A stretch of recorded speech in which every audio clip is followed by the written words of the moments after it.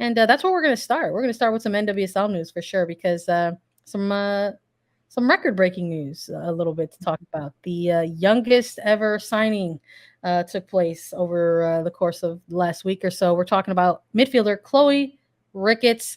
15-year-old midfielder Chloe Ricketts inks a 3-year deal that includes a 4th-year option with Washington Spirit. Officially, the youngest player ever in NWSL history by 3 whole days. That's important to note. It's important to note. It was a record previously held by Portland Thorns midfielder Olivia Moultrie, and Rick is breaking that record by 3 days. I love that they noted that within the release as well. They're like 280 something whole days compared. Those 3 days count because it's a new record. A new club has that record. It's important, I think, honestly, to note that this is a sophomore in high school, and she is not only training with an NWSL team, but she signed a contract, and not just a 1-year contract with an option, but I think that's pretty cool. It's a 3-year contract with an option. This is through 2026. This player will finally have their driver's license at that point, because currently she doesn't. It's so impressive. It is so cool. I mean, kind of the way it all came out, there's a lot of cool quotes from this type of player out there on the internet. Mark Parsons, the new head coach at Washington Spirit, who was formerly with Portland Thorns and actually got Olivia Moultrie to the Thorns. I think that's kind of also an important note to take out of this one. But Mark Parsons inviting her to preseason camp in January, and coming from Michigan, Ricketts made herself there and clearly impressed and did well. She's 15 years old, Sandra. I want to know, what were you doing as a sophomore in high school? Because I sure wasn't signing professional contracts. No, I was definitely not even thinking about being a professional anything, let alone a professional soccer player. But no, I think that, I'm with you. I think that's an important note, that she's going to start a professional career with the Spirit and with Mark Parsons. He's someone who's not unfamiliar with going through the development process with young players on a team. 2021 was when Olivia Moultrie really made that leap to the pros, and it wasn't easy. And it wasn't easy. No, long story for her to sort of make the breakthrough and become a pro in NWSL. Because at the time there didn't exist the mechanism that exists now back then in 2021, which is only a couple years ago, and we're talking about it like way back then. But it's true. It's going to be interesting to see how more young players may or may not make the decision to go pro, because now there is a new under 18 entry mechanism that exists within the league, and this is the way in which Ricketts was able to sign with the Spirit. So there's a number of things that come with that, right? So this means entering the league through the under 18 entry mechanism, that she has to reside, with a parent or legal guardian until she turns 18. She can't be traded or waived without her or her guardian's consent. And I think this is an important note in terms of the length of the contract as well, and the fact that she's in under the entry mechanism, because she can't be selected by any new clubs in any expansion drafts, which is, I think, something else to note. The fact that there's going to be an eventual double expansion again for this league as soon as next year in 2024. But her new contract and her entry into the league through the under 18 entry mechanism means that she's going to be with the Spirit even within something like a double expansion draft as well. So it's an opportunity for her to begin her career as a pro, and at least for these next few years, know that she is going to be a Washington Spirit player. Yeah, and I have that consistency. And I think that's why the rule, right, is in place for these players that are under 18, that they do still have to live with the parent and guardian, right? It provides a sense of normalcy in what is otherwise not a normal high school life for a player at 15 years old. She needs a parent or guardian to drive her to practice every day. It's so cool. Like, honestly, I am so excited to watch Ricketts play this year. I think that this Washington Spirit team is a team that is looking to make changes and looking to make improvement in their year last year. I mean, you go from first to worst, essentially, in back-to-back years. How are you going to change it? I think a signing like this in Chloe Ricketts is massive. She's from Michigan and played in USL League 2 last year with AFC Ann Arbor. So she already has the caliber of playing with that. She's played historically with boys teams mostly, right? All of the viral clips that have gone out. I mean, you can follow Attacking Third on Twitter, Instagram, TikTok. We've got video of her and she's schooling boys. Like it's the coolest thing to see. She won in 2021. So 2 years ago when Olivia Moultrie was trying to do this, Ricketts is winning the Michigan State Cup in the National League Great Lakes Conference with a boys team in Ann Arbor with the Tigers. So this is a player that already has had a lot of success. And now she gets to do it at this top level in the States. It's really exciting. I'm really happy for this player. And I think Washington Spirit fans are pretty excited too, because as you said, they don't just get her for this year, they get her for 3 years. And not just because of the contract, but because she can't go anywhere until she's 18. And that's pretty special. No, I'm eager to see how they plan on utilizing her. I mean, Moultrie is a talented player, but not necessarily someone who has been a consistent part of starting 11s, right? Has she cracked starting 11s? Yes, absolutely. But this is still a really, really young player, not someone that we've seen sort of utilized in a week in, week out, constant starting 11 kind of basis. So these are young players. So I was just sort of thinking about how her time with Parsons out there, and then sort of thinking about like this new signing in Ricketts and how this is another young player. I anticipate we're going to see this player in 2023, but I don't think this is a player that we're going to see on through weeks long kind of starting 11s. But I'm eager to see it though and see how it looks. I mean, and other players. She will still be completing online schooling. Yeah, I wonder if like Ricketts and Moultrie have chit-chatted, just they have to, right? I hope so. I would hope so, right? At this point, just about like Parsons being young in this league, the adjustments. I'd want to listen to that conversation. I'd be very interested. Just teens being teens and talking about professional athlete things. You love to see it, love to hear it. Let's talk professional athlete things and like high school things. It's so cool. So cool. I have an assignment due. I can't believe I got to go to practice right after this. Oh my goodness. Yeah, no, same energy, honestly. Proms, the spring formal, We've all got deadlines, right? Apparently, if you're a teenage professional athlete or a co-host of Attacking Third, we all are in a similar deadline kind of energy here. Let's keep talking about some signings across the league. Let's talk a little bit about Gotham's most recent contract deal with Midge Purce. Gotham signs Midge Purce to a multi-year deal. The club announced that she will be with the club through 2024 in a deal that includes an option for the 2025 season. I like this. I thought it was an important contract, I think, for this club getting done. I mean, Purce is someone who's been with this team since 2020. And they recently had, in this announcement, adjacent to this announcement, the club had some media availability as well. And it was cool to sort of sit in on that and hear from Purce about a number of things. One of those obviously was the big news was the contract. But I got to ask her about, being with Gotham and sort of like her evolution alongside a club that has also evolved. Because I remember when she arrived to this East Coast team, it was still Sky Blue FC. It was a trade that happened before their rebrand. So she has been with them since that rebrand. They rebranded like months later.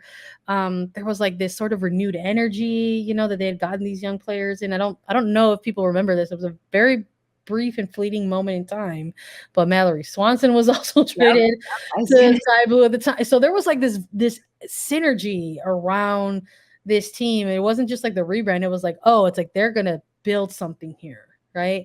And Gotham is sort of still in that process. It just sort of feels like this year they're kind of hitting the reset button again, because after going to the playoffs in 2021, they had a really tough last place finish in 2022. And I think it's just very cool that in all of these moving parts, because there have been a lot of moving parts, I think, for Gotham over the last couple seasons, whether it's been in the coaching side or player turnover as well. It's important to note that as you're building towards something, you want that to include some of these core pieces that you initially brought in. And I think the fact that signals this type of new contract extension signals that they want to ensure that if they do go anywhere and earn some type of success, winning titles and whatever that looks like, that's going to include someone like a Midge Purce moving forward. Yeah, I think this is massive for both player and club. This is good for Gotham, right? They just got a Lynn Williams in the offseason. They have an older team. They do. And Midge now entering her 7th season in the NWSL. She's a veteran in this league with a lot of caps with the U.S. women's national team. She's worked her way back into that roster. She's faced a lot of adversity, which also gives her a little bit of that veteranship on her shoulder. And I think that's kind of what Gotham needs heading into this season. They need a little bit of that understanding of not only the league, but of being not great in the league and understanding what it's like to really work hard week in and week out and not see results on the field, right? Because that's how you can dive deep within and grow to get better. But also with Midge, I mean, she's incredibly talented. This is a player that can score goals. She can assist. She's got the ability on the pitch to create for herself and for the players around her. And I think the more that they have a little bit of that consistency with this Gotham side, and that's including someone like a Victoria Pickett in the midfield or a Kristen Ewis in the midfield, who were getting into the swing of things. And I mean, also, right, you look at a player like Midge Purce, off the pitch, she's incredible. And I think that's also a direction that Gotham is hoping to grow and continue to move their club in. I mean, she was named to Forbes's 30 under 30, right? She was on Harvard's University Board of Overseers as the youngest person ever to do that. She's been in the White House as an advocate. This is a player and a person that if she wants to be at your club, you're going to keep her around. And I think that's what this says. And that's what it shows about it. I think it's a good fit for Midge too, right? This is kind of how she worked her way back from injury and worked her way back into the U.S. women's national team. Yeah. I'm excited to see what 2023 holds for her. It was cool to sit in on that media availability, and she keeps it real. She's like, 2022 was not a year that went the way she wanted, and it's cool to hear that she's already looking ahead and wants to kind of hit the ground running with this team in 2023. So she definitely expanded on the question that I asked her. So check it out. It's on .com. Midge Purce signing with the multi-year deal with Gotham. And you could read more about what she thinks about calling Gotham home for the next few years. I love that plug, for sure. Do it. And I mean, you talked about how she's looking to level up, and she talked about that, right? What was it called? The off season. Yeah. That she created, because basically she invited other NWSL players down to Florida in the off season to train in a high level competitive area, because she realized herself that as a player, she wasn't getting better training individually every single day in the offseason. She needed that team environment, not only to be able to pass and shoot and have that competition, but to be able to level up with one another and to push each other. So she created, quote, the off season, which was a little camp for these players in the off season to go to Florida and compete. And I think she didn't just say, hey, I want to do better this offseason, I want to do more. She created the environment for herself that she needed to succeed and do that. That's impressive. I'm excited to see kind of how it transforms to the pitch. No, I'm with you.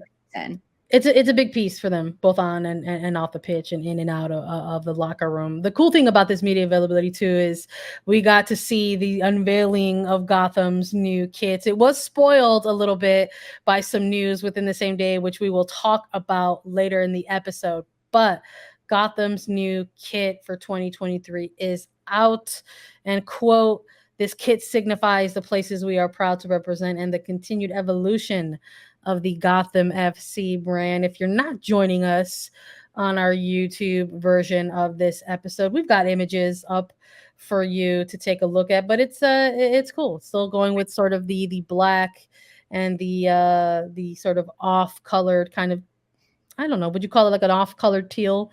Yeah. What do you call this color? Light blue. A light blue. Yeah, it's very pretty, honestly. I mean, I just like the new kits. This is when we get them all. It's so fun. I like dropping them in the show and talking about them. It's fun to go buy them too. Hit up your team store. Plug. Definitely go take a look at them. Yeah, no, it's cool to see everybody filter in and get their perspective on the kits as well. Kit fashion is, this is the time of the year where we're always talking about it. Maybe once all of them get unveiled and we sort of take a look at them, sort of side by side, maybe we'll do a little bit of let's rate them. Kit ranking. Yeah, love let's that. do that. A little fashion attacking third kit rating. Heck yeah. Into that. Let's keep chatting about some news. Megan Rapinoe in the news as well. Time Woman of the Year for 2023.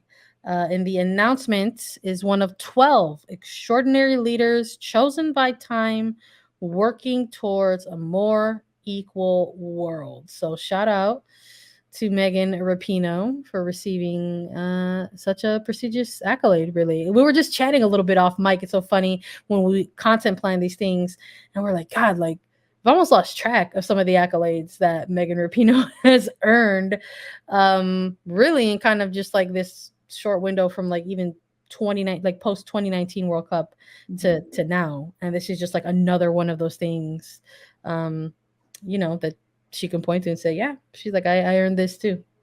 Yeah, one of 12 women is Megan Rapinoe named to this list, but she's just done so much, right? With the equal pay fight for the United States women's national team, the gender equality fight that Megan Rapinoe is also fighting. And now we see as it kind of, especially the Equality Pay Act, really kind of snowballing into other federations that we've been talking about here on the show. It's been all over the news. We saw it throughout the She Believes Cup with Canada, and there's a lot more to come of it. And a lot of people credit that to the voice of Megan Rapinoe and what she was able to do in fighting those things and speaking up about it.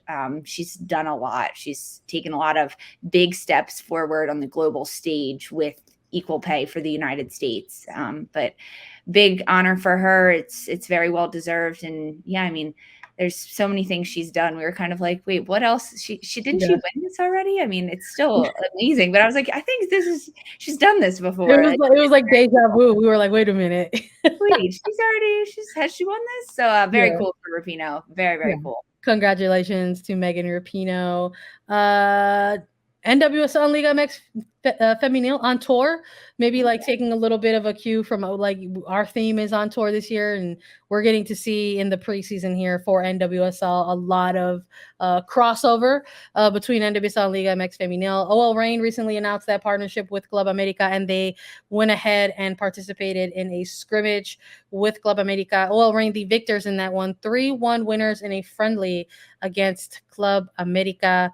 There were a couple goal scorers, ZR King getting on the scoreboard in this one. There was also an own goal, unfortunately, in this one as well. But congratulations to OL Reign, the first of what's likely to be the first step of this partnership between them and Club America. But the North Carolina Courage we wanted to chat a little bit about as well. Apparently, they're just like touring. They're on tour in Mexico. They have a friendly that is going to come up against Rayadas, but that is in Monterrey. And right now, they're actually in Mexico City, so maybe they're making their way kind of back up north.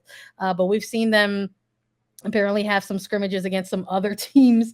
And Mexico City is home to a lot of iconic Liga MX Femenil teams and brands. So we've seen like Cruz Azul. I saw like Pumas out there, and a lot of teams you could sort of, I guess, pick up a quick scrimmage against if you're happen to be in Mexico City. But eventually, this is all going to lead back to this big game against Rayadas. So hopefully, we get to talk a lot about another match that.